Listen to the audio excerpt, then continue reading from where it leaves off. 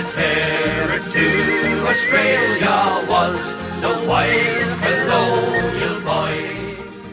After the murder of Constable Nelson, Ben Hall continued to make his presence felt around the Goulburn area,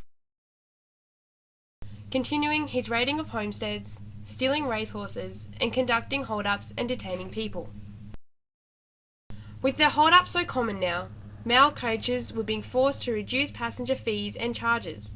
They were carrying less and less cash and more cheques, which was a frustration to the gang, as the cash flow required for their harbourers was not diminishing. At times, their fury was put into action by burning cheques and complaining to the coach drivers. Some citizens still had the courage to fight the gang, as did a Mr. Kippen. Armed and riding on horseback towards Goulburn, he was bowed up by the gang. They demanded his money. Mr. Kippen refused, so Johnny Gilbert fired a shot at him to hand over his money and revolver. At Gilbert's shot, Mr. Kippen, without a thought, drew his revolver and returned fire.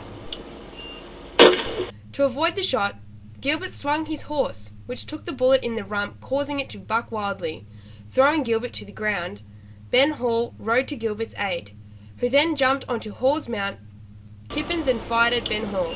The shot missed, forcing the bushrangers to depart, saying, "Leave him, he's a game fellow." The gang next held up the Goulburn to Braidwood mail coach, shortly after the duel with Mr. Kippen.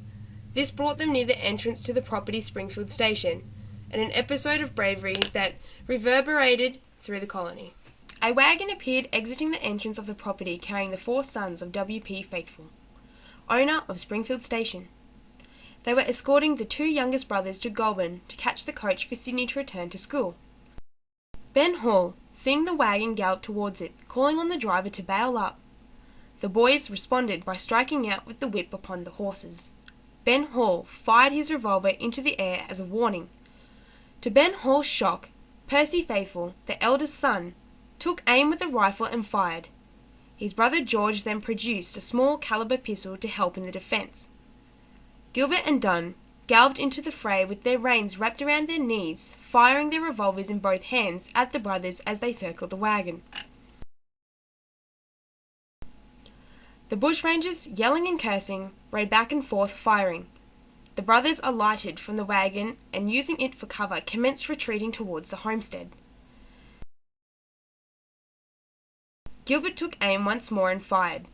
At that moment, his horse, young Waverley, a top racehorse, reared.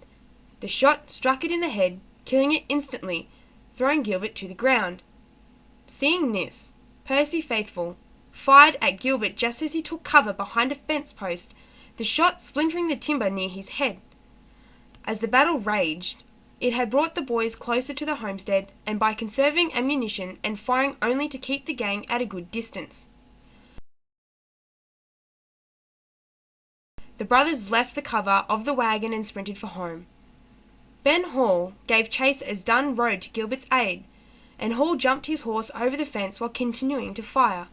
Following the brothers to within 100 yards of the homestead, fearing the accuracy of the rifle in Percy's hands, Ben Hall retreated to the abandoned wagon, where Gilbert, now astride with Dunn, dismounted and ransacked the boys' luggage, then departed. News of the battle spread quickly, and before long, the brothers Percy, aged 20, George, 18, Henry, 16, and Reginald, 14, were hailed as heroes, and years later would receive bravery awards for their deed. And fight, but not surrender, cried the wild colonial boy. He fired a shot at Kelly, which did bring him to the ground. And he fired point blank at Davis, who fell